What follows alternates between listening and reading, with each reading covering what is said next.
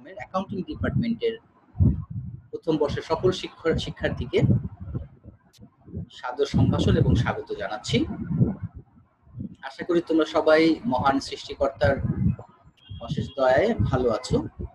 আজকের লেকচারে আমরা দেখব তোমাদের পাঠ্য বই প্রিন্সিপালস অফ অ্যাকাউন্টিং এর ওয়ার্কশিট যে চ্যাপ্টারটা রয়েছে সেই চ্যাপ্টারটা ওয়ার্কশিটে দেখব। এই ওয়ার্কশিট চ্যাপ্টারটা তোমরা খুব ইজিলি করতে পারবা যদি তোমরা অ্যাডজাস্টিং এন্ট্রিটা একটু ভালোভাবে আয়ত্ত করতে পারো। তাহলে এই অ্যাডজাস্টিং এন্ট্রি প্রয়োগ করতে পারলে বাদবাকি কাজগুলো খুব সহজ, খেলার মতো করে তোমরা ওয়ার্কশিটটা কমপ্লিট করতে পারবা। তো চলো আমরা ক্লাসে প্রবেশ করি। আমি স্ক্রিন শেয়ারে দিয়ে দিচ্ছি।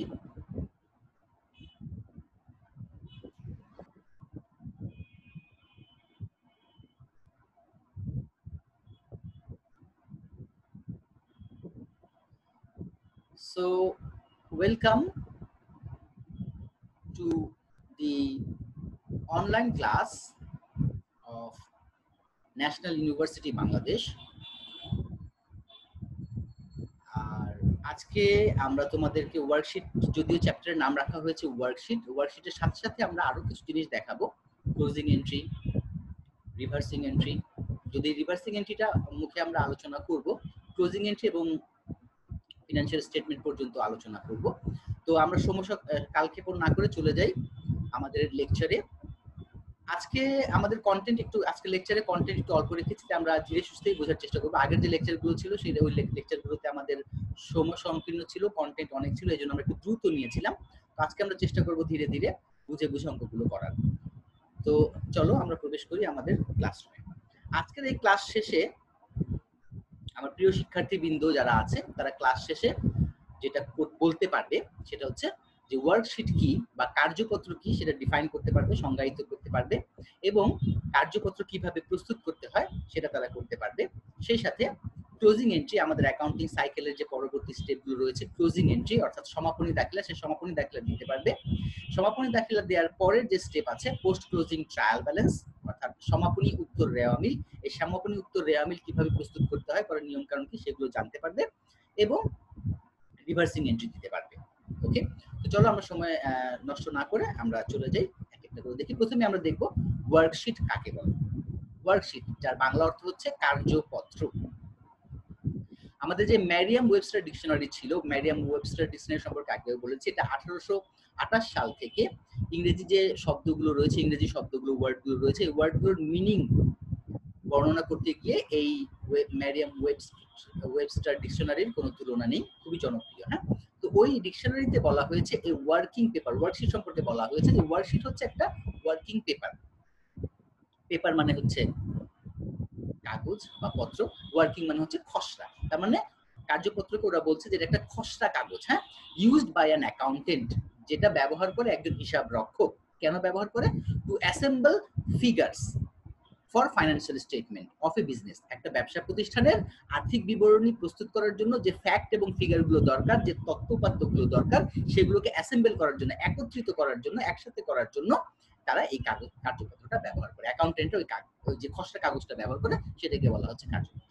অর্থাৎ এই ডিকশনারি অনুযায়ী একটা ব্যবসা প্রতিষ্ঠানের আর্থিক ফলাফল নির্ণয়ের জন্য হিসাব বিজ্ঞানী, হিসাব রক্ষক, হিসাব বিশারদ যিনি আছেন প্রতিষ্ঠানের, তিনি আর্থিক বিবরণী প্রস্তুত করার জন্য যে সমস্ত ফ্যাক্ট, ফিগার বা তথ্য-উপাত্ত দরকার, সেই তথ্য-উপাত্তগুলোকে একত্রিত করার জন্য যে খসড়া কাগজ ব্যবহার করেন, তারই নাম হচ্ছে ওয়ার্কশিট। এবার দেখি এক প্রখ্যাত লেখক যিনি ওয়েগান কাইসন কিমেল, ওনারা বলছেন যে এই worksheet is a multiple column form. Multiple column form অর্থাৎ ওয়ার্কশিট হচ্ছে অনেকগুলো কলাম বিশিষ্ট একটা form that may be used in the adjustment process, যা কিনা সমন্বয় প্রক্রিয়ায় ব্যবহার করা যেতে পারে, and in preparing financial statement, এবং আর্থিক বিবরণী প্রস্তুতের কাজে ব্যবহার করা যেতে পারে।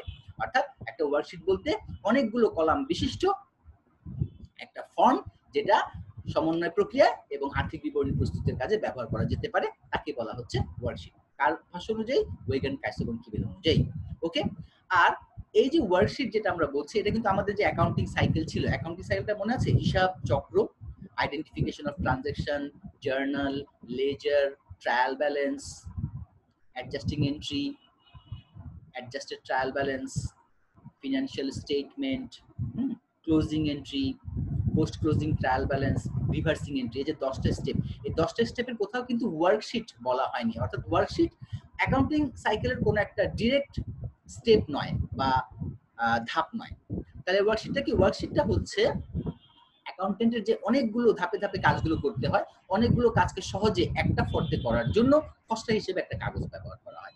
এবং এখানে ট্রায়াল ব্যালেন্স থেকে শুরু করে trial balance, adjustment, adjusted trial balance, income statement এবং স্টেটমেন্ট অফ ফাইন্যান্সিয়াল পজিশন, এই কয়েকটা ধাপ একটা কাগজের মধ্যে করা হয়, ওটাকে আমরা বলছি ওয়ার্কশিট। তো এটা কি হচ্ছে? এটা কিন্তু অ্যাকাউন্টিং সাইকেলের একটা অপরিহার্য স্টেপ নয়, এটা একটা জাস্ট কৌশল, একটা টেকনিক, যাতে করে সহজে অল্প একটা কাগজের মধ্যে অল্প সময়ের মধ্যে অনেকগুলো ধাপ একসাথে করা যেতে পারে। তাহলে এটি একটি কৌশল বা ডিভাইস যা সমন্বয়, জাবেদা সমূহ ও আর্থিক বিবরণ সমূহ সহজে প্রস্তুত করার জন্য ব্যবহৃত হয়, যেমনটি ওয়েগেন ক্যাসেল বলেছেন। ওকে, সামনে আগাই। এখন এই যে কার্যপত্র আছে, এই কার্যপত্র 3 ধরনের হয়: 8 কলাম বিশিষ্ট, 10 কলাম বিশিষ্ট এবং 12 কলাম বিশিষ্ট। তো আমরা বেশিরভাগ ক্ষেত্রে ব্যবহার করে থাকি 10 কলাম বিশিষ্ট কার্যপত্র। তো 10 কলাম বলতে কি 10টা কলাম থাকে? না, 10 কলাম বলতে 10টা কলাম থাকে না। প্রথমে একটা সিরিয়াল নাম্বার থাকে, তারপর একটা অ্যাকাউন্ট টাইটেল থাকে যেখানে আমরা হিসাবের নামগুলো লিখি। এরপরে টাকার কলাম থাকে 8টা, 10টা বা 12টা। তার উপরে ভিত্তি করে এটার ধরন হয়েছে, নাম হয়েছে 8 কলাম বিশিষ্ট কার্যপত্র, 10 কলাম বিশিষ্ট কার্যপত্র এবং 12 কলাম বিশিষ্ট কার্যপত্র। ঠিক আছে? তাহলে আমরা একটু দেখে নেই। একটি 10 কলাম বিশিষ্ট কার্যপত্র যেটা আমরা নরমালি ব্যবহার করি, এর প্রথম ঘরে ক্রমিক নাম্বার থাকে, সিরিয়াল নাম্বার থাকে, দ্বিতীয় ঘরে হিসাবের নাম সমূহ থাকে যেটা আমি একটু আগে বলেছি, এবং পরবর্তী জোড়াগুলো যথাক্রমে কি কি হয়? আনঅ্যাডজাস্টেড ট্রায়াল ব্যালেন্স, এটাকে তুমি শুধুমাত্র ট্রায়াল ব্যালেন্সও বলতে পারো। অ্যাডজাস্টমেন্ট, পরের জোড়া কলামে অ্যাডজাস্টমেন্ট দেওয়া হয়, তারপরের জোড়া কলামে এই ট্রায়াল ব্যালেন্স আর অ্যাডজাস্টমেন্ট দুটো মিলে অ্যাডজাস্টেড ট্রায়াল ব্যালেন্স, এবং তারপরের জোড়া কলামে আয় বিবরণী বা ইনকাম স্টেটমেন্ট, এবং তারপরের পরের জোড়া কলামে লেখা হয় স্টেটমেন্ট অফ ফাইন্যান্সিয়াল পজিশন। তাহলে মোট কথা হলো 5টা। আর জোড়া কলাম কেন বলছি? জোড়া কলাম বলছি যে প্রত্যেকটার জন্য, যেমন ট্রায়াল ব্যালেন্স, এর একটা থাকবে ডেবিটের কলাম, একটা থাকবে ক্রেডিটের কলাম, তাহলে মিলে হলো জোড়া কলাম হয়ে গেল। তাহলে 5টার জন্য 10টা জোড়া কলাম টাকার ঘর হয়ে গেল, এই জন্য সেটা হয়ে গেল 10 কলাম বিশিষ্ট ওয়ার্কশিট। ওকে, এখন 8 কলাম বিশিষ্ট তাহলে কোনটা? 8 কলাম বিশিষ্ট ওয়ার্কশিটে একটা অংশ থাকে না, যেমন অ্যাডজাস্টেড ট্রায়াল ব্যালেন্স, এটা থাকে না। অর্থাৎ ট্রায়াল ব্যালেন্স এবং অ্যাডজাস্টমেন্ট দুটো প্লাস মাইনাস করে অ্যাডজাস্টেড ট্রায়াল ব্যালেন্স একবার লেখা হয়, সেখান থেকে আবার একবার টাকাটা ইনকাম স্টেটমেন্টে অথবা স্টেটমেন্ট অফ ফাইন্যান্সিয়াল পজিশনে পাঠানো হয়। তো অনেকে মনে করেন যে না, এই অ্যাডজাস্টেড ট্রায়াল ব্যালেন্স যোগ করে একবার লিখবো, আবার সেখান থেকে আরেকবার পাঠাবো, তার চেয়ে অ্যাডজাস্টেড ট্রায়াল ব্যালেন্স রাখার দরকার নেই। ট্রায়াল ব্যালেন্স এবং অ্যাডজাস্টমেন্ট দুটো প্লাস মাইনাস করে সরাসরি যদি ইনকাম স্টেটমেন্টের আইটেম হয় ইনকাম স্টেটমেন্টে বসিয়ে দিব, অথবা যদি স্টেটমেন্ট অফ ফাইন্যান্সিয়াল পজিশনের আইটেম হয় সেখানে বসিয়ে দিব। তাহলে অ্যাডজাস্টেড ট্রায়াল ব্যালেন্সের এই যে কলামটা আছে অ্যাডজাস্টেড ট্রায়াল ব্যালেন্স, এই কলামটার দরকার নেই অনেকেই মনে করেন। তো তারা এই দুটো কলাম বাদ দিলে 8 কলাম বিশিষ্টটা করেন। কি কি থাকে সেটাতে? Trial balance, adjustment, income statement, statement of financial position. Okay, আর তোমার যৌথ মূলধনী কোম্পানি, যেটা জয়েন্ট স্টক কোম্পানি, ওই যৌথ মূলধনী কোম্পানির ক্ষেত্রে এই 10 কলাম বিশিষ্ট যেটা বললাম তার থেকে অতিরিক্ত একটা জোড়া কলাম থাকে, যে কলামের নামটা হচ্ছে, এদিকে দেখো, রিটেইনড আর্নিংস, এই নামে আরো একটা জোড়া কলাম থাকে। ফলে 10 আর 2 কটা হলো 12টা কলাম হয়ে গেল, তখন 12 কলাম বিশিষ্ট হয়ে যায়। এতে 12 কলাম বিশিষ্ট কার্যপত্র শুধুমাত্র যৌথ মূলধনী কোম্পানির জন্য ব্যবহার করা হয়। ওকে, এই ছিল মোটামুটি আমাদের কার্যপত্র। এখন আমরা দেখব একটা উদাহরণ, এটা একটু খুব ভালোভাবে দেখবে, যাদের মোবাইল আছে স্ক্রিনটা বড় করে নিবে, আমি যে অংশটুকু ফোকাস করছি সেই অংশটুকু দেখার চেষ্টা করবে, কারণ যারা মোবাইলে দেখছে, কারণ আমি ছোট্ট একটা কার্যপত্র তোমাদের জন্য বোঝানোর জন্য রেখেছি, কারণ বড় করলে তো অনেক বড় স্ক্রিনে আসবে না, তখন লেখাগুলো ছোট ছোট হয়ে যাবে, এই জন্য আমি একটা ছোট্ট একটা কার্যপত্র তৈরি করেছি তোমাদের বোঝানোর স্বার্থে। প্রথমে আমরা দেখব, শব্দ হচ্ছে বোধহয়, কেউ আনমিউট করে নিও, নিজেকে মিউট করে নিও। ওকে, তো যেটা আমি বলছিলাম, প্রথমে তোমাকে কি দিয়ে দিবে? ওয়ার্কশিটটা করার জন্য তোমাকে কি দিবে? ওয়ার্কশিটটা করার জন্য তোমাকে একটা ট্রায়াল ব্যালেন্স দিয়ে দিবে। আর ট্রায়াল ব্যালেন্স পর্যন্ত আমরা আগেই আলোচনা করেছি। ট্রায়াল ব্যালেন্স মানে কি? খতিয়ান উদ্বৃত্ত সমূহগুলো নিয়ে যে একটা তালিকা প্রস্তুত করা হয় গাণিতিক শুদ্ধতা যাচাইয়ের জন্য, সেটাকে বলা হয় ট্রায়াল ব্যালেন্স। আর এই ট্রায়াল ব্যালেন্স কি থাকে? এই যে দেখো, এই যে ট্রায়াল ব্যালেন্স, মনে করো, তুমি জাস্ট মনে করো আমি যে কার্সরটা যেখানে ধরেছি, যে এই ট্রায়াল ব্যালেন্স এইটুকু তোমাকে কোশ্চেনে দিয়ে দিবে, যে টোটাল 30,500, এই যে কয়েকটা অ্যাকাউন্টের নাম, একটুকু ট্রায়াল ব্যালেন্স তোমাকে কোশ্চেনে দিয়ে দিবে। সেই সাথে কি দিবে জানো? সেই সাথে এই যে নিচে থাকো অ্যাডজাস্টমেন্ট দিবে, কয়েকটা অ্যাডজাস্টমেন্ট থাকবে। তো আমি প্রবলেমটাকে সিম্পলিফাই করার জন্য 3টা অ্যাডজাস্টমেন্ট রেখেছি বোঝানোর সাথে, আরো বেশি অ্যাডজাস্টমেন্ট 4টা বা 5টা অ্যাডজাস্টমেন্ট থাকতে পারে। তো এরকম অ্যাডজাস্টমেন্ট থাকবে, একটা ট্রায়াল ব্যালেন্স দিয়ে দিবে। তুমি প্রথমে কি করবা? তুমি প্রথমে করবা রিকোয়ারমেন্টটা পড়ে, যদি 10 কলাম বিশিষ্ট বা 10 ঘর বিশিষ্ট বা 10 কলাম বিশিষ্ট যদি কার্যপত্র হয়, তুমি প্রথমে একটা ছক আঁকবা। ছকটা আঁকবা কিভাবে? খাতাটাকে তুমি ল্যান্ডস্কেপ করে নিবা, পোর্ট্রেট না, ল্যান্ডস্কেপ করে নিবা, ঠিক আছে? যেভাবে যে স্ক্রিনটা দেখা যাচ্ছে এভাবে খাতাটাকে ল্যান্ডস্কেপ করে নিবা, ফাইন। যেমন ধরো যে আমি এখানে একটু দেখাচ্ছি, একটা খাতাই দেখাই তোমাকে, এই যে এটা হচ্ছে তোমার পোর্ট্রেট, ওকে? এটা হচ্ছে পোর্ট্রেট, এভাবে না, খাতাটাকে নিবা এভাবে ল্যান্ডস্কেপ করে, ঠিক আছে? এভাবে ল্যান্ডস্কেপ করে নিবা। ল্যান্ডস্কেপ করে নেওয়ার পরে তুমি প্রথম যে কলামটা রাখবে, যেদিকে দেখো আমি কার্সারটা দেখাচ্ছি, সিরিয়াল নাম্বার বা ক্রমিক নাম্বার, এই ক্রমিক নাম্বার জন্য চিকন করে একটা কলাম রাখবা, এটা জরুরি না, না দিলেও চলবে। এরপরে থাকবে অ্যাকাউন্ট নেম অথবা অ্যাকাউন্ট টাইটেল, হিসাবের নাম। ওই যে তোমাকে কোশ্চেন যে ট্রায়াল ব্যালেন্সটা দিয়ে দিয়েছে, ওই ট্রায়াল ব্যালেন্সটা দেখে দেখে যে কটা অ্যাকাউন্ট আছে সেই কটা অ্যাকাউন্টে হুবহু তুলবা এবং ডেবিটের টাকা ডেবিটেড, ক্রেডিটের টাকা ক্রেডিটে বসায় যোগ করে ফেলবা। অর্থাৎ কোশ্চেনে যেভাবে ট্রায়াল ব্যালেন্স দেওয়া আছে ঠিক হুবহু সেভাবে ট্রায়াল ব্যালেন্সটা করে নিবা। এবং কলাম যখন রাখবা, তুমি কলাম কয়টা রাখবা বলছিলাম, 10 ঘর বিশিষ্ট যদি হয়, 10 কলাম বিশিষ্ট যদি হয়, তাহলে 5টা হেড থাকবে। কি কি? Trial balance, adjustment, adjusted trial balance, income statement, statement of financial position. বাংলায় যদি বলি, রেওয়া মিল, সমন্বয় দাখিলা, সমন্বিত রেওয়া মিল, আয় বিবরণী, আর্থিক অবস্থার বিবরণী। 5টা প্রত্যেকটার জন্য 2টা করে টাকার কলাম থাকবে, ডেবিট ক্রেডিট, এই হয়ে যাবে তোমার 10টা কলাম। প্রথমে তুমি স্কেলের একটা মাপ নিয়ে মোটামুটি আনুমানিক এই 10টা কলাম সমান করে এঁকে নেবে। আঁকার পরে ট্রায়াল ব্যালেন্সের যে ঘরে, স্যার একটা কোশ্চেন ছিল। হ্যাঁ হ্যাঁ শিওর, বলো, কোশ্চেন করো। স্যার এই যে ওয়ার্কশিটের স্যার এই যে অ্যাডজাস্টমেন্টের যখন আমরা এন্ট্রিটা বসাবো, স্যার নাম্বার দিয়ে নিব, যে যেমন অ্যাডজাস্টমেন্ট একটা দিলাম 1 নাম্বার, এভাবে করে দিব সব সময়? তো আমি কিন্তু এখন যে বোঝাচ্ছি যে পর্যায়ে আছি, সেখানে আমি শুধুমাত্র ছকটা কিভাবে আঁকবা এবং ট্রায়াল ব্যালেন্সটা বসাবা এখানে আছি, আমি কিন্তু সামনের দিকে আগাবো। তো আমি আলোচনা শেষ ও করে, আচ্ছা স্যার। আমি যখন আলোচনা শেষ করবো তখন দেখবো যে তোমাদের ম্যাক্সিমাম কোশ্চেনের আনসার আমি এমনি আলোচনায় দিয়ে দিয়েছি, তারপরও কোশ্চেন থাকলে দেন তুমি বলবে, আমি আনসার বোঝাবো, ঠিক আছে? একটু অপেক্ষা করো, ধৈর্য ধারণ করো। তো আমরা আগাই। তো তোমরা খাতাটাকে ল্যান্ডস্কেপ করে নিয়ে এভাবে আগে ট্রায়াল ব্যালেন্স, রেওয়া মিল, অ্যাডজাস্টমেন্ট, সমন্বয় দাখিলা, অ্যাডজাস্টেড ট্রায়াল ব্যালেন্স, সমন্বিত রেওয়া মিল, যদি বাংলায় বলো আমি দুইটাই বলে দিচ্ছি, ইনকাম স্টেটমেন্ট, আয় বিবরণী এবং স্টেটমেন্ট অফ ফাইন্যান্সিয়াল পজিশন, আর্থিক অবস্থার বিবরণী, টাকার কলামের ছকটা এঁকে নিবে। আরেকটা জিনিস খেয়াল রাখবা, তুমি বলতে পারো যে স্যার আমি যদি পেন্সিল দিয়ে, কলাম তো বুঝলাম, রো কয়টা কাটবো, অর্থাৎ সারি কয়টা কাটবো, এই সারি কয়টা কাটবো এটার এটা মানে দেখা যাচ্ছে যে তুমি যদি এমন হয় যে যখন দরকার তখন একে একে লিখছো, তখন সময় অনেক বেশি লাগবে, আগে এঁকে নিলে ভালো হয়। আগে যদি এঁকে নাও, অনেকে দেখা যায় হিসাবের বাইরে অনেক বেশি এঁকে নেয়, আবার অনেকে কম এঁকে নেয়। তো এটা একটা আনুমানিক ধারণা দেওয়ার জন্য আমি বলছি যে ট্রায়াল ব্যালেন্সে যে কটা আইটেম থাকবে, যেমন দেখো এখানে ট্রায়াল ব্যালেন্সে কয়টা আছে, 6টা আইটেম আছে, যে টোটালের আগ পর্যন্ত 6টা আইটেম আছে, এই 6টা। এবং এই যে অ্যাডজাস্টমেন্ট যে কটা আছে, দেখো অ্যাডজাস্টমেন্ট 1টা 2টা 3টা অ্যাডজাস্টমেন্ট আছে। তো 3টা অ্যাডজাস্টমেন্ট আছে, অ্যাডজাস্টমেন্টের সাধারণত 1.5 গুণ, 3টা অ্যাডজাস্টমেন্টের 1.5 গুণ কত হবে? 4.5, তো ধরো 5, আর এখানে এখানে কটা আছে? 6টা, মোট 11টা কলাম, 11টা বা 12টা কলাম, অর্থাৎ এভাবে হিসাব করে একটু বেশি নিবা। কিভাবে? ট্রায়াল ব্যালেন্সে যে কটা অ্যাকাউন্ট দিয়ে দিয়েছে সেই কটা তো সারি থাকবেই, অ্যাডজাস্টমেন্টে যে কটা আছে তার 1.5 গুণ বা তার থেকে একটু বেশি। তো এখানে 3টা অ্যাডজাস্টমেন্ট আছে, 1.5 গুণ করলে 4.5 হয়, ধরো ধরো 5টা বা 6টা, 6টা আর এখানে 6টা, মোট 12টা কলাম রো করলেই হয়ে যাবে। আমরা দেখো এখানে 11 নাম্বার সিরিয়াল পর্যন্ত এসেছি, এরপরে যে নেট প্রফিট, তার মানে 12টা রোই আমাদের লেগেছে, আনুমানিক, এটা হচ্ছে আনুমানিক। এরপরে যদি একটা বেশি থেকে যায় কোনো সমস্যা নেই, যদি একটা কম হয় একটা স্কেল থেকে দেখে নিলাম। তো মোটামুটি আমাদের রো কয়টা হবে আমরা ধারণা নিয়ে নিলাম, ট্রায়াল ব্যালেন্সের যে কটা অ্যাকাউন্ট আছে সে কটা, আর অ্যাডজাস্টমেন্টের 1.5 গুণের একটু বেশি। রো কেটে নিলাম, কলাম কেটে নিলাম, ছক হয়ে গেল, কোশ্চেন থেকে থেকে ট্রায়াল ব্যালেন্স বসিয়ে নিলাম। বসানোর পরে আমরা একবার যোগ বিয়োগ করে নিব। এই যে দেখো যোগফল 30,500 আছে, এটা কিন্তু কোশ্চেনে ভুল থাকতে পারে, মিস্টেক থাকতে পারে।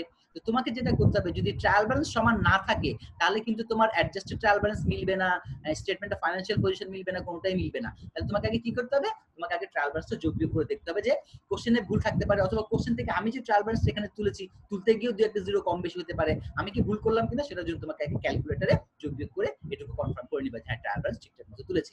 এরপর সামনের দিকে আগাবো। সামনের দিকের কাজ হচ্ছে পরের অ্যাডজাস্টমেন্ট, সমন্বয় দাখিলা। এই সমন্বয় দাখিলাটা খুব ঠান্ডা মাথায় করবা, এটা যেন ভুল না, এটা ভুল হলে বাকিগুলো ভুল হয়ে যাবে, এটা ঠান্ডা মাথায় করবা। Okay fine. প্রথম যে অ্যাডজাস্টমেন্টটা বলেছে দেখো, সাপ্লাইজ ইউজড টাকা 200, সাপ্লাইজ ব্যবহার করা হয়েছে 200 টাকা, ব্যবহার করা হয়েছে, যতটুকু ব্যবহার করা হয় ততটুকু খরচ হয়েছে, ফাইন। এখন তুমি প্রথমে দেখবা যে এটা কি বকেয়া খরচ বা বকেয়া আয় কিনা।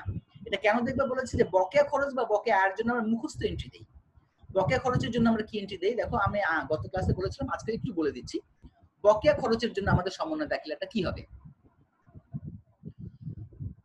একটা উদাহরণ দেই।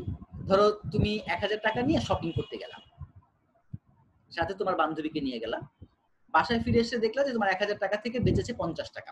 তুমি আজকের দিনের খরচ কত লিখবা? 950, লিখলা 950। এখন তোমার বান্ধবী বলছে যে যাওয়ার সময় তো তোর কাছে 1000 টাকার নোট ছিল, রিক্সা ভাড়া তো আমি দিয়েছি 100 টাকা, তুই আমাকে দিয়ে দিস, তোমাকে বললো। তাহলে তুমি বলবা হ্যাঁ তাই তো। এই যে তাই তো, ওকে দিয়ে দিতে হবে 100 টাকা, এই যে বললো, এটাও কিন্তু তোমার খরচ, কিন্তু টাকাটা তুমি এখনো দাও নাই ওকে, তাহলে এটা বকেয়া আছে। তাহলে এমত অবস্থায় এই তথ্যটা জানার পর তুমি কি বলবো, তোমার খরচ কত হয়েছে, 950 না 1050? একটু আগে যে কোশ্চেন করেছিলে তাকে আমি জিজ্ঞেস করছি, বলো তো তোমার খরচ কি আসলে 950 হয়েছে না 1050 হয়েছে? হ্যালো, একজন একটু আনমিউট করো। স্যার 1050।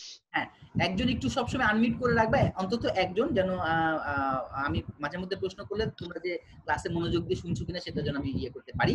তো পুষ্পিতা দাস আনমিউট করেছে, একজন বা দুজন আনমিউট করে রাখবা, আমি মাঝে মধ্যে কোশ্চেন জিজ্ঞেস করবো তোমাদের অ্যাটেনশন আছে কিনা জানার জন্য। তো যাই হোক, 1050। তাহলে এই যে বকেয়া খরচ 100 টাকা ছিল, এই 100 টাকার জন্য তোমার খরচ কি বেড়ে গেল না? খরচ বেড়ে গেল।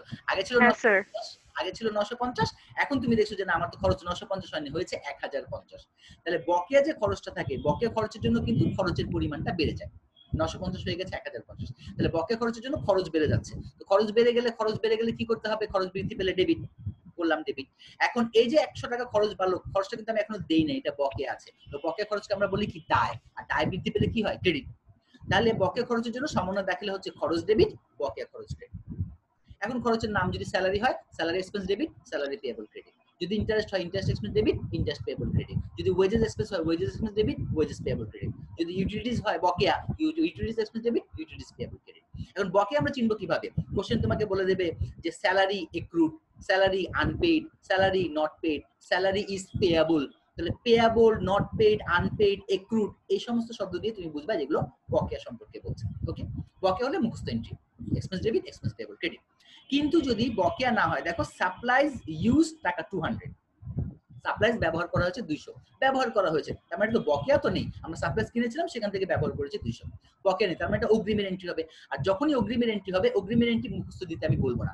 নরমালি অগ্রিমের এন্ট্রি হচ্ছে prepaid expense debit, expense credit. অগ্রিম খরচের এন্ট্রি হচ্ছে অগ্রিম খরচ ডেবিট, খরচ ক্রেডিট। অর্থাৎ যখন টোটাল টাকাটা খরচ নামে লেখা হয় তখন অগ্রিমের এন্ট্রি হয় অগ্রিম খরচ ডেবিট, খরচ ক্রেডিট। কিন্তু উল্টোটাও হতে পারে, যদি পুরো টাকাটা অগ্রিম খরচ নামে লেখা থাকে সেক্ষেত্রে কিন্তু আবার অগ্রিম খরচ হবে ক্রেডিট, খরচ হবে ডেবিট। তাই তুমি কি করবা, যখনই দেখবা যেটা বকেয়া না, তখনই তুমি অ্যাকাউন্টটাকে খোঁজ করার চেষ্টা করবা।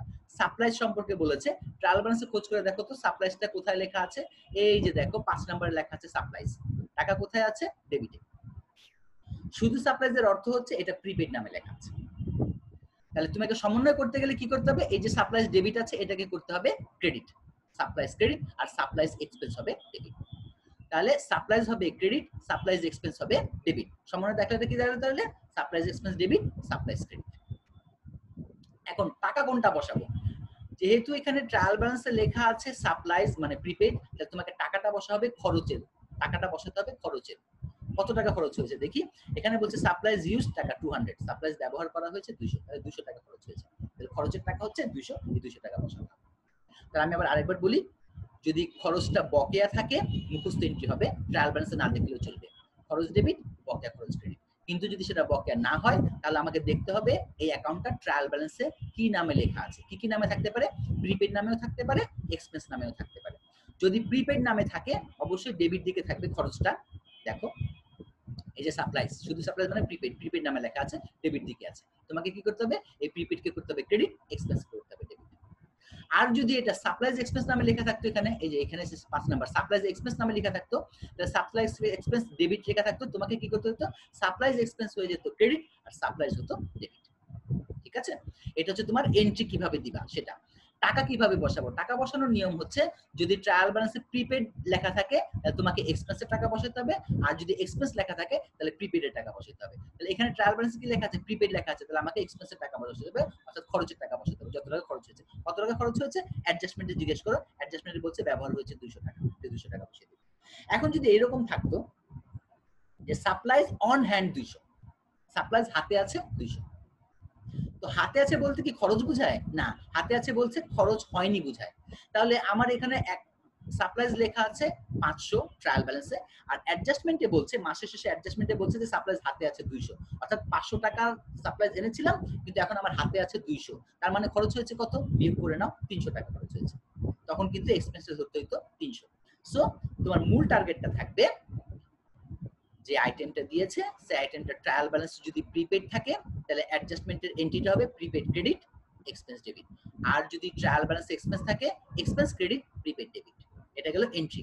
টাকা যখন বসাবা তখন নিয়ম হচ্ছে ট্রায়াল ব্যালেন্স যদি প্রিপেড লেখা থাকে তাহলে এক্সপেন্সের টাকা বসাতে হবে, আর ট্রায়াল ব্যালেন্স যদি এক্সপেন্স লেখা থাকে তাহলে প্রিপেডের টাকা বসাতে হবে। ঠিক আছে, ওকে। তাহলে গেল, এটা সাপ্লাইজ গেল। তো সাপ্লাইজের কি আমরা পেলাম, অ্যাডজাস্টিং এন্ট্রি কি হবে, সাপ্লাইজ হবে ক্রেডিট আর সাপ্লাইজ এক্সপেন্স হবে ডেবিট। তো এখন আমরা দেখতে পাচ্ছি সাপ্লাইজ তো এখানে লেখা আছে, তো সাপ্লাইজ বরাবর আমরা এই অ্যাডজাস্টমেন্ট কলামে এই যে ডেবিট আছে ক্রেডিট আছে, আমরা ক্রেডিট দিকে লিখলাম 200, সাপ্লাইজ হয়ে গেল ক্রেডিট। ডেবিট হবে কি সাপ্লাইজ এক্সপেন্স। দেখো তো সাপ্লাইজ এক্সপেন্স কি এখানে আছে, এখানে 6টা অ্যাকাউন্টের মধ্যে সাপ্লাইজ এক্সপেন্স নেই। যদি অ্যাকাউন্টটা না থাকে তাহলে তোমাকে কি করতে হবে, নতুন করে অ্যাকাউন্টটা ওপেন করতে হবে। নিচে কোথায়, এই যে ট্রায়াল ব্যালেন্সের যে টোটাল টাকাটা লেখা আছে তার নিচের রোতে গিয়ে তোমাকে ওই নতুন অ্যাকাউন্টটা ওপেন করতে হবে। সাপ্লাইজ এক্সপেন্স লিখলাম ডেবিট, এই যে ডেবিট করে 200 টাকা, তাহলে তোমার অ্যাডজাস্টিং এন্ট্রি হয়ে গেল supplies expense debit supplies credit.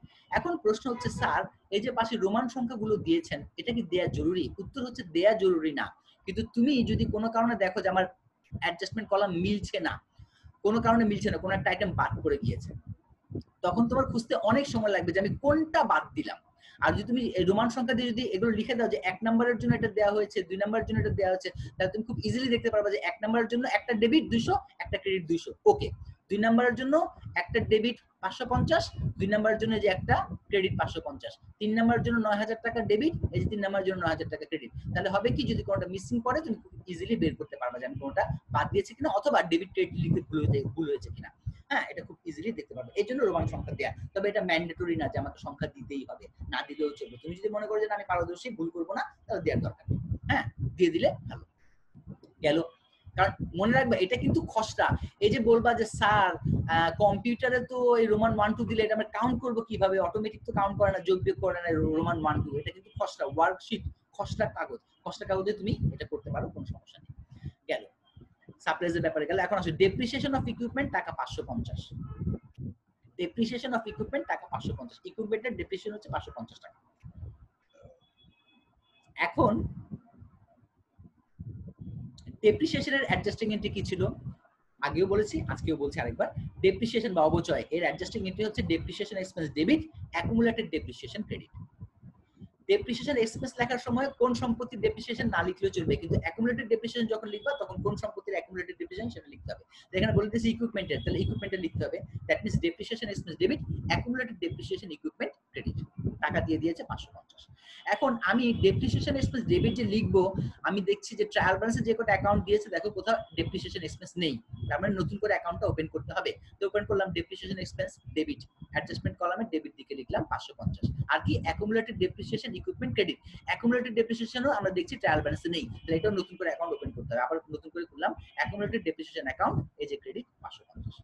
তার মানে আমি যে অ্যাডজাস্টিং এন্ট্রিটা দিচ্ছি এই অ্যাডজাস্টিং এন্ট্রির সাথে তো দুইটা অ্যাকাউন্ট জড়িত, দুটোটা অ্যাকাউন্ট যদি ট্রায়াল ব্যালেন্সে থাকে তাহলে সেই বরাবর বসায় দেব, যদি একটা থাকে তাহলে একটা নতুন করে ওপেন করব, আর যদি একটাও না থাকে তাহলে দুইটা অ্যাকাউন্টই নতুন করে নিচে ওপেন করে নিতে হবে। ঠিক আছে, থাকলে সেই বরাবর লিখবো, আবার থাকলে এমন করো না যে আছে উপরে আবার নতুন করে অ্যাকাউন্ট ওপেন করা, তাহলে কিন্তু হবে না। যেটা আছে সেটা সেই বরাবর লিখতে হবে, আর যে অ্যাকাউন্টটা নেই সেটা নতুন করে অ্যাকাউন্ট ওপেন করে লিখতে হবে। এবং টাকাগুলো কোথায় বসাবা, অ্যাডজাস্টমেন্ট কলামে বসালাম। বসানোর পরে তুমি অ্যাডজাস্টমেন্ট কলাম যোগ করবা। তো যোগ করলে আমাকে এখানে দাঁড়াচ্ছে 9000 আর 500 200 700 750, 9750 যোগফল, ক্যালকুলেটরে করে নিবা। এখন যোগফলটা বসানোর সময় একটু খেয়াল রাখবা, তুমি যে কটা, আরেকটা তো বলি নাই, সরি একটা বলে নেই। 3 নাম্বারটা ছিল service provided but not recorded, সেবা প্রদান করা হয়েছে কিন্তু রেকর্ড করা হয়নি। তো সেবা প্রদান করা হলেই, সেবা দিলেই সেটা আয় হয়ে যায়, রেকর্ড করিনি তার মানে টাকা পায় না, এই বকেয়া আছে। তো বকেয়ার বেলায় আমার এন্ট্রি কি ছিল, রেভিনিউ রিসিভেবল ডেবিট, আর যদি সেটা সার্ভিস রেভিনিউ হয় তাহলে রেভিনিউ রিসিভেবল হবে না, হবে অ্যাকাউন্ট রিসিভেবল ডেবিট এবং ক্রেডিট হবে সার্ভিস রেভিনিউ। তাহলে অ্যাকাউন্ট রিসিভেবল ডেবিট আমরা দেখতে পাচ্ছি এখানে অ্যাকাউন্ট রিসিভেবল নেই, নতুন অ্যাকাউন্ট ওপেন করে নিলাম, অ্যাকাউন্ট রিসিভেবল ডেবিট 9000 এবং সার্ভিস রেভিনিউ এটাও নেই, সার্ভিস রেভিনিউ নতুন অ্যাকাউন্ট ওপেন করে নিলাম, ক্রেডিট 9000। ওকে, হয়ে গেল। এখন অ্যাডজাস্টমেন্ট কলামটা যোগ করবা, যোগফলটা বসাবো কোথায়? বসানোর সময় একটা রো তোমাকে ছেড়ে দিতে হবে। এই যে একটা রো, আগে আমরা জানতাম না এটা নেট প্রফিট হবে না নেট লস হবে, তাহলে তোমাকে এই রোটা খালি রেখে ছেড়ে দিতে হবে। তাহলে যোগফলটা আমি বসাবো কোথায়? যেখানে রোটা আমার শেষ হয়েছে তারপরে একটা খালি রো ছেড়ে দিয়ে পরের রোতে আমরা বসাবো যোগফলটা। ঠিক আছে, বসিয়ে ফেললাম, অ্যাডজাস্টমেন্ট শেষ। এরপর আমরা সামনে যাবো সেটা হচ্ছে adjusted trial balance. Okay, adjusted trial balance. Fine, adjusted trial balance করার নিয়ম কি? অ্যাডজাস্টেড ট্রায়াল ব্যালেন্স মানে হচ্ছে এই যে দেখো তোমার আগে ট্রায়াল ব্যালেন্স, এই যে ট্রায়াল ব্যালেন্স এবং এই যে অ্যাডজাস্টমেন্ট, এই দুইটাকে প্লাস মাইনাস করে টাকাটা অ্যাডজাস্টেড ট্রায়াল ব্যালেন্সে বসাতে হবে। এখন প্লাস মাইনাস করার নিয়ম কি? ট্রায়াল ব্যালেন্সে যদি থাকে ডেবিট, অ্যাডজাস্টমেন্টেও যদি থাকে ডেবিট, তাহলে ডেবিটে ডেবিটে যোগ করে বসাতে হবে। যদি ট্রায়াল ব্যালেন্সে থাকে ডেবিট আর অ্যাডজাস্টমেন্টে থাকে ক্রেডিট, তাহলে ডেবিটে ক্রেডিটে বিয়োগ করে টাকাটা বসাতে হবে। এখন বিয়োগ করে কোন ঘরে বসাবো? যেটা বড় সেই ঘরে। যেমন মনে করো ট্রায়াল ব্যালেন্স আছে ডেবিট ক্যাশ 23,000 টাকা, যদি অ্যাডজাস্টমেন্টে ডেবিটে থাকতো 2,000 টাকা, তাহলে ডেবিটে ডেবিটে যোগ করে অ্যাডজাস্টেড ট্রায়াল ব্যালেন্সে বসতো 23,000 যোগ 2,000 25,000। আর যদি এমন হতো ট্রায়াল ব্যালেন্সে ডেবিট আছে 23,000, অ্যাডজাস্টমেন্টে ক্রেডিটে আছে 2,000, তাহলে ডেবিটে ক্রেডিটে বিয়োগ 23 থেকে 2 গেলে 21, বসবে কোন ঘরে? দুটার মধ্যে বড় কোনটা? ডেবিটে 23,000 আর ক্রেডিট আছে 2,000, তাহলে বড় হচ্ছে ডেবিটটা, তাহলে ডেবিট ঘরে বসবে। অর্থাৎ সাইড চেঞ্জ করে না, ট্রায়াল ব্যালেন্স যে সাইডে থাকে ডেবিট দিকে থাকলে ডেবিট দিকেই বসে, ক্রেডিট দিকে থাকলে ক্রেডিট দিকেই বসে, শুধু টাকাটা যোগ বা বিয়োগ হয়ে বসে। ওকে, ডেবিটে ডেবিটে যোগ হয়ে ডেবিটে বসে আর ডেবিটে ক্রেডিটে বিয়োগ হয়ে ডেবিটে বসে। ঠিক আছে, ওকে। তাহলে আমাকে একজন একটু বলো তো অ্যাডজাস্টেড ট্রায়াল ব্যালেন্সে টাকা বসানোর নিয়ম কি? একজন নিজেকে আনমিউট করো এবং আমার প্রশ্নের উত্তর দাও। হ্যালো, কে দিবা? আগ্রহী? পুষ্পিতা দাস, রেডি? হ্যালো। আচ্ছা, হ্যাঁ স্যার বলেন। আমি প্রশ্ন করছি, তুমি উত্তর দিবা, ঠিক আছে? আচ্ছা, অ্যাডজাস্টেড ট্রায়াল ব্যালেন্সে যে টাকাটা বসাবো সেই টাকাটা বসানোর নিয়ম কি? ট্রায়াল ব্যালেন্সের টাকা আর অ্যাডজাস্টমেন্টের টাকা যোগ করে বসাবো? হ্যাঁ স্যার। আচ্ছা, যোগ কখন করব? স্যার যদি ট্রায়াল ব্যালেন্সে ডেবিট থাকে এবং অ্যাডজাস্টমেন্টও যদি ডেবিটে থাকে তখন প্লাস করে বসাতে হবে। যদি এমন হয় ট্রায়াল ব্যালেন্সে ক্রেডিট আছে অ্যাডজাস্টমেন্টেও ক্রেডিট আছে, তখন কি যোগ করব না বিয়োগ করব? ট্রায়াল ব্যালেন্সেও স্যার যোগ করব। যোগ করব, রাইট। অর্থাৎ ডেবিটে ডেবিটে যোগ, ক্রেডিটে ক্রেডিটে যোগ, ডেবিটে ক্রেডিটে বিয়োগ, মাইনাস। ডেবিটে বিয়োগ। হ্যাঁ, আচ্ছা, এখন যোগ বিয়োগ তো করলাম, করার পরে অ্যাডজাস্টেড ট্রায়াল ব্যালেন্সের কোন কলামে টাকা বসাবো? ডেবিট কলামে বসাবো না ক্রেডিট কলামে বসাবো? স্যার যেটা ডেবিটে যেটা বেশি, রাইট, অর্থাৎ যেটা বেশি। যেটা বেশি থাকবে। আর নরমালি কি হয় জানো, আমের থেকে আটি বড় হয় না, অর্থাৎ ট্রায়াল ব্যালেন্সের টাকা থেকে অ্যাডজাস্টমেন্টের টাকা কখনোই বড় হয় না, ফলে সবসময় ট্রায়াল ব্যালেন্সের টাকাটা বড় থাকে, তাই ট্রায়াল ব্যালেন্সের ডেবিটে থাকলে অ্যাডজাস্টেড ট্রায়াল ব্যালেন্সও ডেবিট দিকেই বসে। ধন্যবাদ পার্টিসিপেট করার জন্য, আমরা সামনের দিকে অগ্রসর হই। তাহলে এভাবে আমরা অ্যাডজাস্টেড ট্রায়াল ব্যালেন্স করব। তো দেখে নেই, ক্যাশ আছে ট্রায়াল ব্যালেন্সের ডেবিট দিকে 23,000, অ্যাডজাস্টমেন্টে কিচ্ছু নেই, এটার কোনো অ্যাডজাস্টেড নেই, না থাকলে কি হবে? যা আছে তাই বসবে। ট্রায়াল ব্যালেন্সের ডেবিট ছিল 23,000, অ্যাডজাস্টেড ট্রায়াল ব্যালেন্সের ডেবিট দিকে ওই 23,000 টাকাই বসলো। অ্যাডজাস্টমেন্টে থাকলে যোগ বিয়োগ হবে, না থাকলে কি হবে? ট্রায়াল ব্যালেন্সটাই হুবহু বসে যাবে। একইভাবে ক্যাপিটাল ক্রেডিটে ছিল 30,000, অ্যাডজাস্টেড ট্রায়াল ব্যালেন্সে বসে গিয়েছে 30,000, কোনো অ্যাডজাস্টমেন্ট নেই। ইকুইপমেন্টেও নেই, একইভাবে বসেছে, রেন্টও বসেছে একইভাবে। সাপ্লাইসটা একটু দেখছি, সাপ্লাইস ডেবিট ছিল 500, ক্রেডিট হচ্ছে 200, ডেবিটে ক্রেডিটে বিয়োগ, 500 থেকে 200 গেলে 300, কোন দিকে বসাবো? বড় কোনটা? 500 বড় না 200 বড়? 500 বড়। 500 বড় কোন দিকে আছে? ডেবিট দিকে, তাহলে ডেবিট দিকে বসবে 300, অর্থাৎ ট্রায়াল ব্যালেন্সে যে সাইড আছে সেই সাইডে বসবে 300। একইভাবে আসো অ্যাকাউন্টস পেয়েবল, এটার কোনো অ্যাডজাস্টমেন্ট নেই, ক্রেডিট দিকে আছে 500, ওই অ্যাডজাস্টেড ট্রায়াল ব্যালেন্সে ক্রেডিট দিকে বসে গিয়েছে 500। সাপ্লাইজ এক্সপেন্স, এটা ট্রায়াল ব্যালেন্সে কিছু নেই, শুধুমাত্র অ্যাডজাস্টমেন্টের ডেবিট দিকে আছে 200, তাহলে ওই অ্যাডজাস্টমেন্টের ডেবিট দিকের টাকাটাই অ্যাডজাস্টেড ট্রায়াল ব্যালেন্সে বসে যাবে 200। এমনি ভাবে depreciation expense, accumulated depreciation expense, account receivable এবং সার্ভিস রেভিনিউ অ্যাডজাস্টেড ট্রায়াল ব্যালেন্সে বসে গেল। বসানোর পর তোমাকে যেটা করতে হবে, সামনের দিকে আগাবা না, আগে অ্যাডজাস্টেড ট্রায়াল ব্যালেন্সটা যোগ করে দেখবা যে কোথাও ভুল আছে কিনা।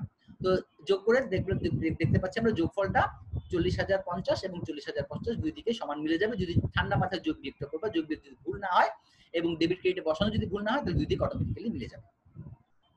এখানেও একই কাজ করবো, যে একটা রো ছেড়ে দিয়েছিলাম সেই রোটা ছেড়ে দিয়ে তোমাকে যোগফলটা বসাইতে হবে, কারণ ওই রোটা রাখা হয়েছে নেট প্রফিট বা নেট লস জানার জন্য। ফাইন, এখন আমরা সামনের দিকে আগাই। এখন এই অ্যাডজাস্টেড ট্রায়াল ব্যালেন্সে যখন তুমি চলে আসবা, তখন ট্রায়াল ব্যালেন্সের টাকা আর অ্যাডজাস্টমেন্টের টাকার দিকে আর তাকাবা না, ভুলে যাবা। এখন শুধু টাকা তাকাবা অ্যাডজাস্টেড ট্রায়াল ব্যালেন্স। এখন অ্যাডজাস্টেড ট্রায়াল ব্যালেন্স তোমার অ্যাকাউন্ট গুলো হালনাগাদ করা আছে, টাকাগুলো হালনাগাদ করা আছে। এখন আমরা ফিনান্সিয়াল স্টেটমেন্ট প্রস্তুত করতে পারবো। ফিনান্সিয়াল স্টেটমেন্ট এখানে আমাদের দুইটা, ইনকাম স্টেটমেন্ট এবং স্টেটমেন্ট অফ ফাইন্যান্সিয়াল পজিশন, এই দুইটা ধাপে করতে হবে এখানে ফিনান্সিয়াল স্টেটমেন্ট। ফাইন, কোন টাকাটা কোথায় নিব, অ্যাডজাস্টেড ট্রায়াল ব্যালেন্স থেকে কোন টাকাটা কোথায় নিব? উত্তর হচ্ছে ইনকাম স্টেটমেন্ট মানে হচ্ছে আয় বিবরণী, আর আয় বিবরণীতে যাবে শুধুমাত্র মুনাফা জাতীয় আয়, মুনাফা জাতীয় ব্যয়, মুনাফা জাতীয় আয়, মুনাফা জাতীয় ব্যয়। তার মানে রেভিনিউ গুলো যাবে আর এক্সপেন্স গুলো যাবে, রেভিনিউ গুলো যাবে আর এক্সপেন্স গুলো যাবে কোথায়? ইনকাম স্টেটমেন্টে।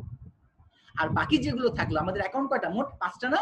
5টার মধ্যে কি কি মনে আছে? অ্যাসেট, লায়াবিলিটি, ওনার সিকিউরিটি বা ক্যাপিটাল, রেভিনিউ, এক্সপেন্স। এই 5টার মধ্যে রেভিনিউ আর এক্সপেন্স এই দুটো যাবে ইনকাম স্টেটমেন্টে, আর বাকি যে 3টা সেটা চলে যাবে স্টেটমেন্ট অফ ফাইন্যান্সিয়াল পজিশনে। তো আসলে দেখি একটা একটা করে করি।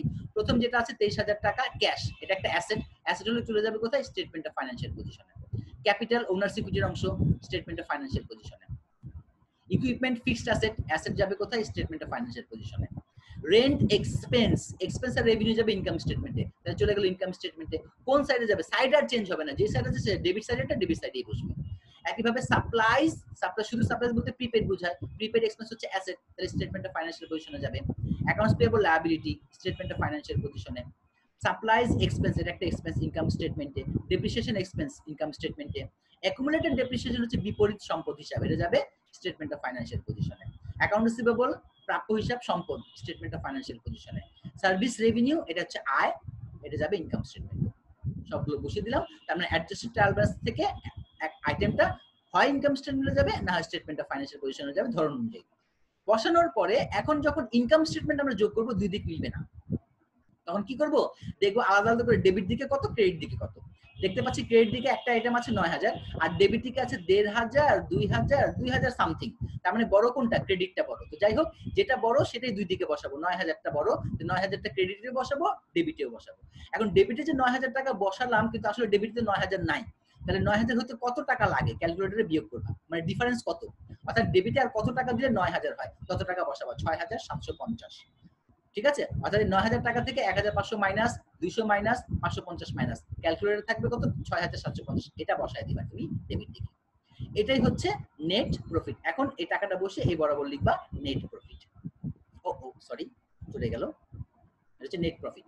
হ্যাঁ, এখন এই যে নেট প্রফিটটা লিখেছো, এটা আবার আরেক জায়গায় বসাতে হবে বরাবর। যদি ইনকাম স্টেটমেন্টের ডেবিটে বসে, তাহলে এটা বসবে স্টেটমেন্ট অফ ফাইন্যান্সিয়াল পজিশনের ওই বরাবরই ক্রেডিটে, মানে এই জিনিসটা একই সারিতে দুইবার হবে। আর যদি টাকাটা ইনকাম স্টেটমেন্টের ক্রেডিটে বসে, তাহলে স্টেটমেন্ট অফ ফাইন্যান্সিয়াল পজিশনের ডেবিট দিকে বসবে। হ্যাঁ, এটা খেয়াল রাখবে। আচ্ছা, যদি ইনকাম স্টেটমেন্টের ডেবিট দিকে টাকা বসে, এটার নাম নেট প্রফিট কেন বললাম? কারণ ইনকাম স্টেটমেন্টের ক্রেডিট দিকে বড়, মানে আয় বড়। আয় বড় হলে বাড়তি অংশটুকু আমার কি হচ্ছে? Net profit. আর যদি এমন হতো টাকাটা ইনকাম স্টেটমেন্টের ক্রেডিটে বসেছে, তখন সেটা হচ্ছে নেট লস। ক্রেডিট দিকে বসার মানে কি? আমার খরচটা বেশি, ক্রেডিটে কম টাকা, ডেবিটে বেশি টাকা, তার মানে খরচটা বেশি, আয় কম। তাহলে যত টাকা দ্বারা আয় কম, তত টাকা হচ্ছে নেট লস। আর ইনকাম স্টেটমেন্ট ক্রেডিটে বসলে সেটা হবে স্টেটমেন্ট অফ ফাইন্যান্সিয়াল পজিশনের ডেবিট দিকে। আশা করি বুঝতে পেরেছো। এইভাবে আমরা ওয়ার্কশিটটা করব। ওয়ার্কশিটটা করা হয়ে গেলে এখন যেটা আমরা করব সেটা হচ্ছে ক্লোজিং এন্ট্রি। ক্লোজিং এন্ট্রিটা কি? সমাপনী দাখিলা বা ক্লোজিং এন্ট্রি কি? যখন আয় বিবরণী করা হয়ে যায়, ইনকাম স্টেটমেন্ট করা হয়ে যায়, নেট প্রফিট বা নেট লস জানা হয়ে যায়, তখন এই সংশ্লিষ্ট হিসাবকালের আয়বাচক হিসাব এবং ব্যয়বাচক হিসাবের আর কোনো দরকার নেই। মনে করো এখানে রেন্ট এক্সপেন্স দেখাচ্ছে 1,500, আমি যদি পরবর্তী হিসাবকালে যাওয়ার আগে এই রেন্ট এক্সপেন্সকে বন্ধ না করি, এভাবেই রেখে দেই, তাহলে পরের বছর আবার যখন জানুয়ারি মাসে রেন্টটা দিব, ধরো 500 টাকা দিলাম, তখন এই 1,500 আর 500 মিলে হয়ে গেল 2,000। তো পরের বছরের যে আসলে রেন্ট এক্সপেন্স কত, সেটা কিন্তু আর জানতে পারবো না, কারণ এই বছর আর ওই বছর দুটো মিলে গিয়েছে। তাই ইনকাম স্টেটমেন্ট করা হয়ে গেলে, আয় বিবরণী করা হয়ে গেলে, মুনাফা জাতীয় আয় এবং মুনাফা জাতীয় ব্যয় অর্থাৎ রেভিনিউ এবং এক্সপেন্স, এগুলোর আর কোনো দরকার নেই, কোনো উপযোগিতা নেই, কোনো কার্যকারিতা নেই, এগুলোকে বন্ধ করে দিতে হবে। আর বন্ধ করার জন্য যে দাখিলাটা দিই সেটার নাম হচ্ছে ক্লোজিং এন্ট্রি। ক্লোজিং এন্ট্রি দেওয়ার নিয়ম কি? দুটো জিনিসকে বন্ধ করব, আয় এবং খরচ। প্রথমে এই দুটাকে বন্ধ করব, পরে ড্রয়িংসকে বন্ধ করব। আয়কে বন্ধ করার নিয়ম কি? তুমি বলো আয় বা রেভিনিউর নরমাল ব্যালেন্স কি? ক্রেডিট। আয় বা রেভিনিউর যদি নরমাল ব্যালেন্স হয় ক্রেডিট, ক্রেডিট অ্যাকাউন্টকে বন্ধ করতে চাইলে কি করা উচিত? ডেবিট। আবার খরচ যেটা আছে এটা নরমাল ব্যালেন্স কি? ডেবিট। তো নরমাল ব্যালেন্স যার ডেবিট, এটাকে বন্ধ করতে চাইলে কি করতে হবে? ক্রেডিট। তো এটুকু মনে রাখবা, খরচকে বন্ধ করতে হলে এটা ডেবিট ব্যালেন্স আছে, ক্রেডিট করতে হবে। আর আয়কে বন্ধ করতে চাইলে আয়ের নরমাল ব্যালেন্স থাকে ক্রেডিট, এটাকে করতে হবে বন্ধ করতে হলে ডেবিট। এটা মাথায় রাখো। এখন চলে আসো আমরা ক্লোজিং এন্ট্রি দিব। ক্লোজিং এন্ট্রি খুব সহজে দিতে পারো। যদি ওয়ার্কশিট করো, ক্লোজিং এন্ট্রিতে আমরা কি ক্লোজ করব? আয়বাচক হিসাব আর খরচবাচক হিসাব। এই আয়বাচক হিসাব আর খরচবাচক হিসাবগুলোকে কোথায় পাবো? এই যে ইনকাম স্টেটমেন্টে পাবো, কারণ ইনকাম স্টেটমেন্টে শুধুমাত্র আয়গুলো রয়েছে আর খরচগুলো রয়েছে, এখান থেকে দেখে দেখে বন্ধ করে দিব। ওকে, আচ্ছা প্রথমে আসো আমরা খরচ বন্ধ করবো, যে কটা খরচ আছে। আচ্ছা খরচগুলোকে যদি বন্ধ করতে যাই, খরচগুলো দেখো তো নরমাল ব্যালেন্স কি, যে ডেবিট দিকে আছে, ডেবিট দিকে যে কটা আছে সেগুলো সবগুলোকে বন্ধ করব। বন্ধ করতে গেলে এগুলোকে কি করতে হবে? ক্রেডিট। এগুলো সব করলাম ক্রেডিট। এখন তাহলে ডেবিট করব কাকে? কারণ এন্ট্রি মানে ডেবিটও থাকতে হবে টাকা, ক্রেডিটও থাকতে হবে।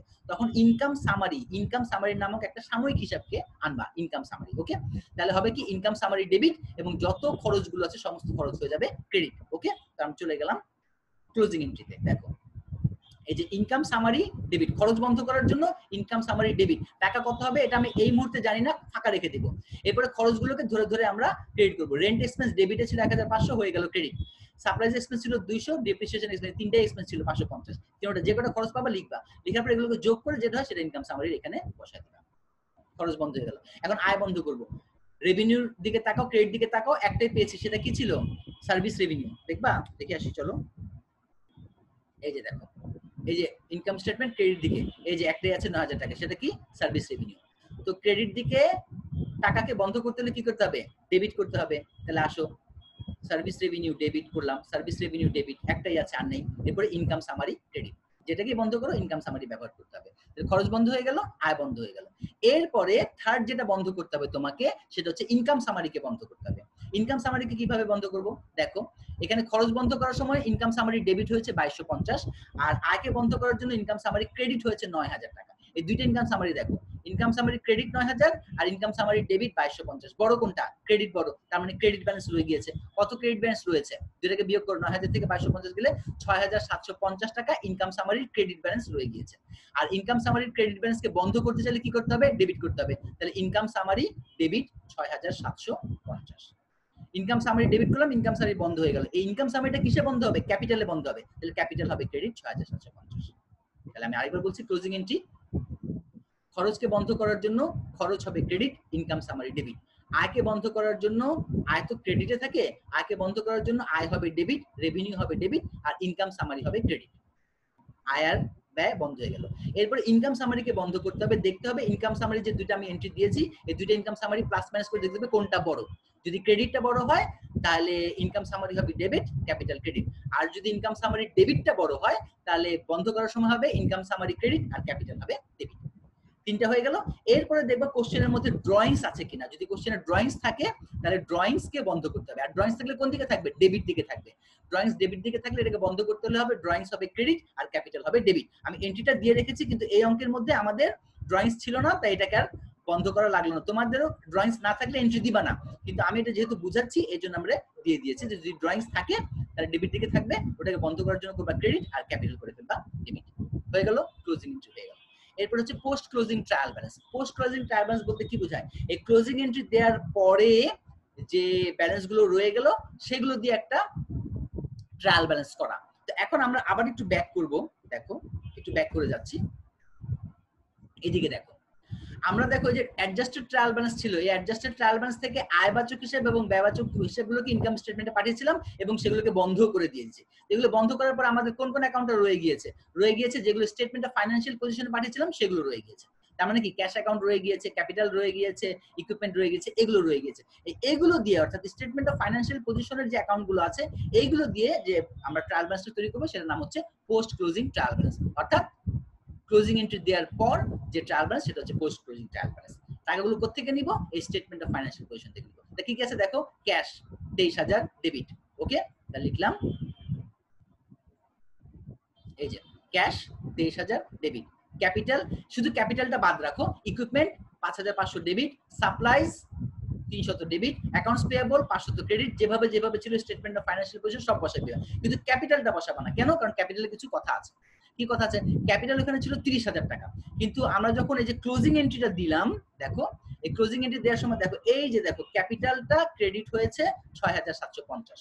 তাহলে ট্রায়াল ব্যালেন্সে ছিল স্টেটমেন্ট অফ ফাইন্যান্সিয়াল পজিশনে ক্যাপিটাল ছিল 30000 আর এখানে ক্রেডিট হয়েছে আরো 6750। তো এখানে 30000 ক্রেডিট আর এখানে 6750 আরো ক্রেডিট, তাহলে হয়ে গেল 36750।